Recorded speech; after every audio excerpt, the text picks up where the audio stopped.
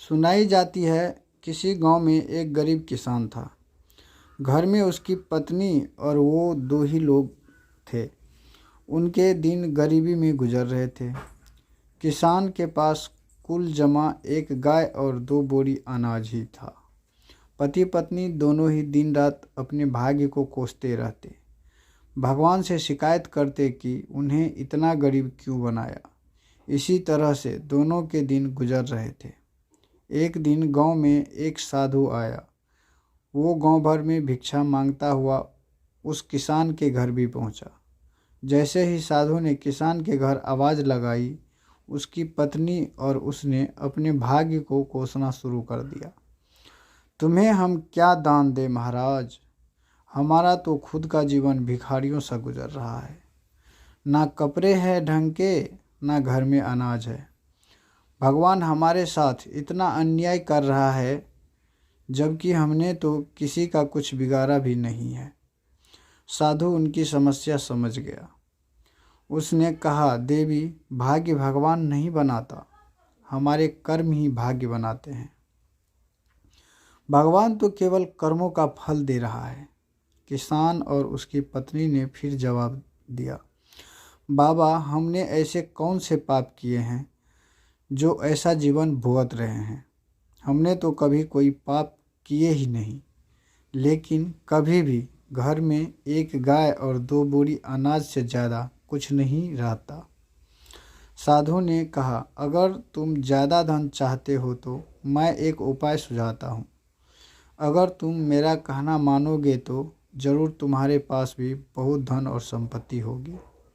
साधु ने समझाया, मैं जो कह रहा हूँ वैसा करो। अगर नुकसान हुआ तो भरपाई मैं कर दूँगा।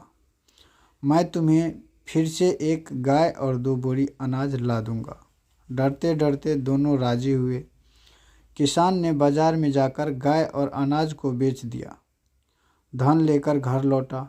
फिर साधु ने कहा, अब एक काम करो, इस धन से उन गरीबों को भोजन कराओ जिनके पास खाने को कुछ नहीं है। किसान ने वैसा ही किया, कई गरीब को भोजन करा दिया।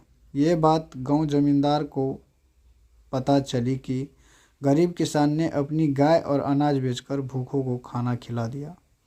उसने तुरंत अपने सेवक को भेजकर किसान के घर एक गाय और 2 बोरी अनाज भिजवा दिया। साधु ने फिर किसान से कहा कि इसे भी बेचकर आओ और कल फिर गरीबों को भोजन कराओ। किसान ने फिर ऐसा ही किया। तो फिर किसी ने उस किसान को दान में एक गाय और 2 बोरी अनाज भिजवा दिए। साधु के कहने पर किसान रोज़ गरीबों को इसी तरह भोजन कराता रहा और उसके यहाँ रोज़ दान आने लगा। लोग उसकी मदद करने लगे कि ये किसान गरीब होकर भी भूखों को भोजन कराता है। धीरे धीरे उस किसान की ख्याति दूसरे गांव में भी फैल गई। धीरे धीरे दान आने का दायरा बढ़ता गया। बहुत दिन गुजर गए। किसान गरीब से संपन्न हो गया। उसने एक दिन साधु से पूछा कि अचानक मेरे भाग्य में इतना अनाज और धन कैसे आ गया।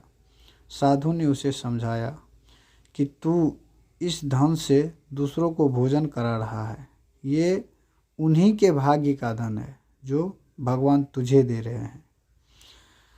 तो दोस्तों, कहानी का सार यह है, हमेशा अपनी असफलताओं और दुर्भाग्य के लिए भाग्य या भगवान को कोसना ठीक नहीं है।